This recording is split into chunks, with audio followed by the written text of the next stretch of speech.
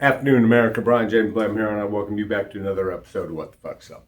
What I want to talk about today, I want to talk about economic systems because there are a lot of people out there that don't know what they're talking about, and they're spewing this vile, contemptible hatred to get people harmed. Right, like Adrian Fontes refers to MAGA and Trump supporters as fascists. Right, we're fascists. We're subhuman. It's okay to do us harm. It's okay to, remove us from society and the benefits of economics or whatever the case may be. Right, that's their goal, to harm us.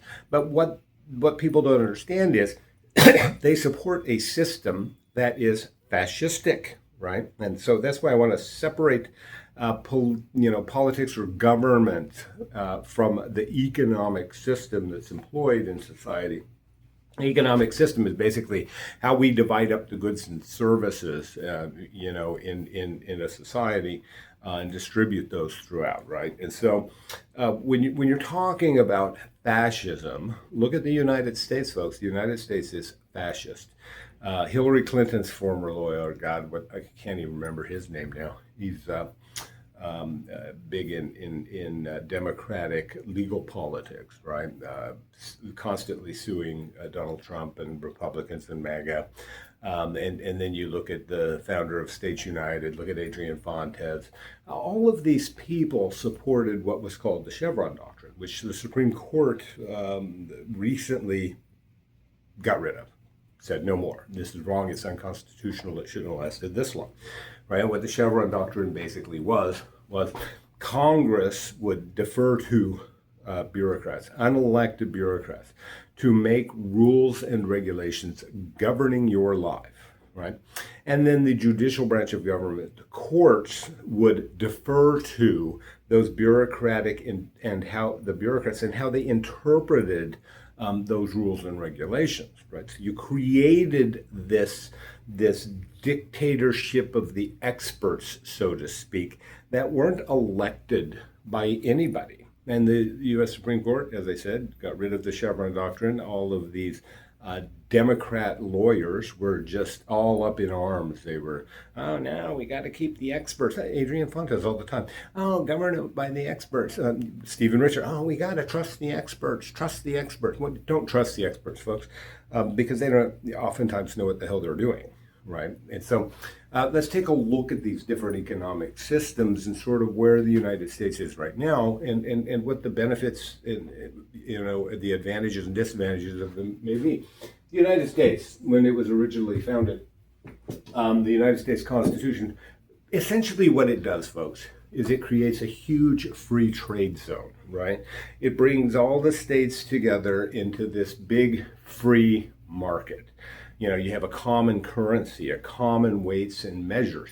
These things facilitate trade and exchange between people from different states, right? If there were different measures and different currencies, you've got exchange rates, you've got all these hindrances, these roadblocks to the exchange of goods and services, right? If one state can tariff another state, you have these hindrances and roadblocks to trade. So they can't do that. It's prohibited. So the U.S. Constitution, if you look at it economically, is a large free trade zone. And so if you look at Germany as well, late 1800s, I believe it was, they were a bunch of loose knit principalities. And so they united under what was known as the Zollverein, similar to the U.S. Constitution, basically created a big free trade zone in which the Germanic peoples were very able to they were able to industrialize at a very, very rapid rate, a very successful system. And why is that?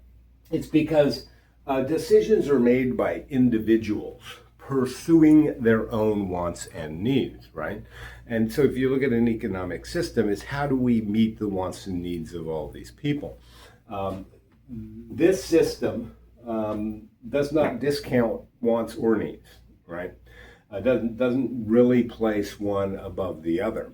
A communist or a socialistic system places needs above wants all of the time, right? We have to meet the needs of everyone in society first, right? We have to buy, make sure everybody has clothing, shelter, food, right? Of course, they've been horribly unsuccessful which is why anytime a communistic system has been tried, the first step is the starvation of millions of people because they don't know how to allocate the resources. And there's a reason for that. In this system, you own the means of production and distribution, i.e., you can buy a corn farm and you can raise corn. You can buy tractors to harvest that corn. Then you can buy a processing plant to process that corn into corn flour, corn meal.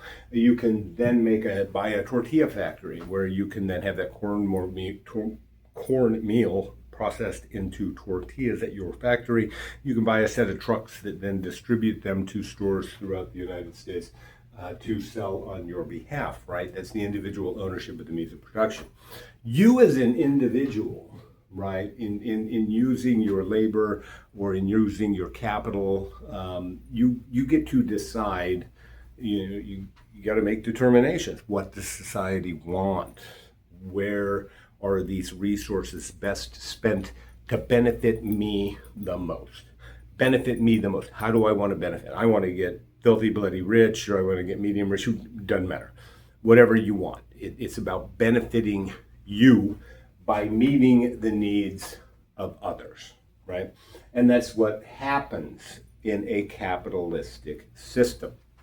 In this system, if individually you say, okay, well, we're going to make X number of tortillas, if you get it right and everybody in society's needs are satisfied, you don't really benefit individually, right? You don't benefit individually. You might get this glowing feeling inside this, oh, I did a good job this year, right? But you don't. There's no extrinsic benefit. You don't get you don't get bloody filthy rich. You don't get what it is you want or desire by satisfying the needs or wants of everybody else in society, right? And so it's easy for these people to make mistakes, to make dictates, to make judgments, and to say, this is better for you. In this system, if the individual says this is better for you, so you do this, they don't have the power to compel you to do that, so your consumers can go shop somewhere else, and you're bloody well broke, right, out of business. In this system, they have the power of government to tell you this is better for you, therefore you must, right? And so these types of systems, folks, there's really no check and balance, right? If you fail, what do?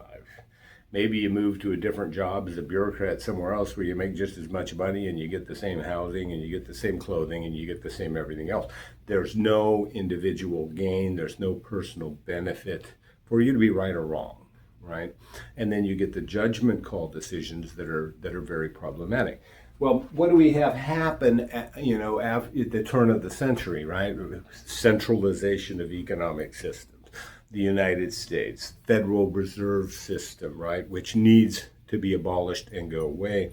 It's taking all of America's money and making the world's wealthy even wealthier, right? And it allows our Congress simply to spend unlimited funds with nothing backing it up.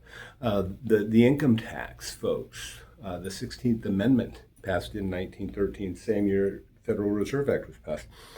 Gives them the power to take your money before you make it, and so that they can create this and maintain this system of fascism that exists, right?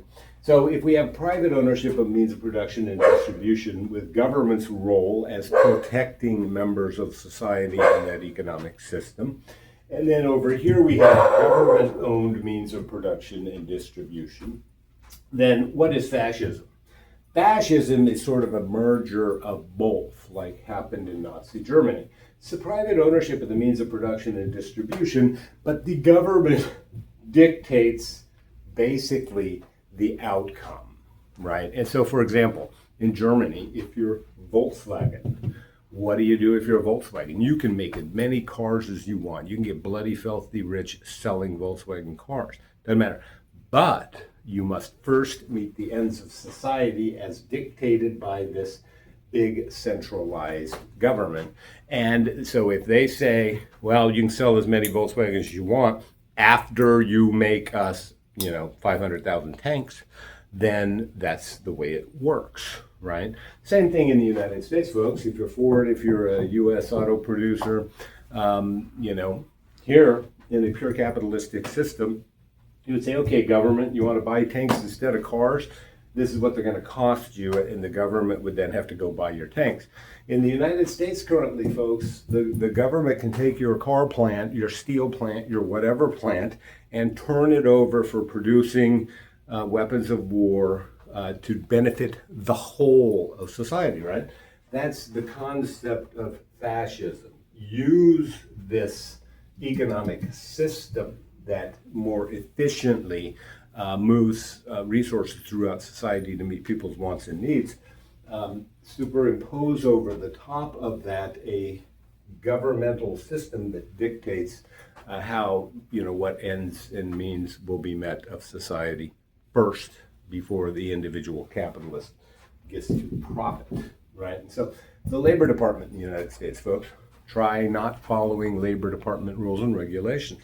They will shut you down. Men with guns will come to your business, put locks on the doors, kick you out, and that'll be it, folks, right? What does the Labor Department do? Well, safety of workers, right? Meeting the needs or the ends of the collective whole, right? Environmental regulations, meeting the needs or the ends of the collective whole. And so this has become the United States. We have become this really at the turn of the century, and then FDR, Franklin Delano Roosevelt, ramped it up significantly. So when you look at these economic systems, don't try to separate the political system, right? The dictatorship, the Republican form of government in the United States.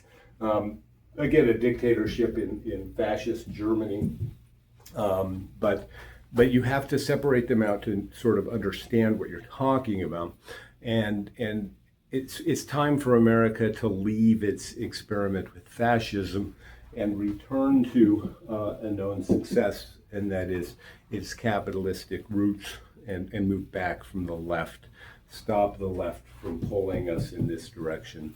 And with that, I say peace.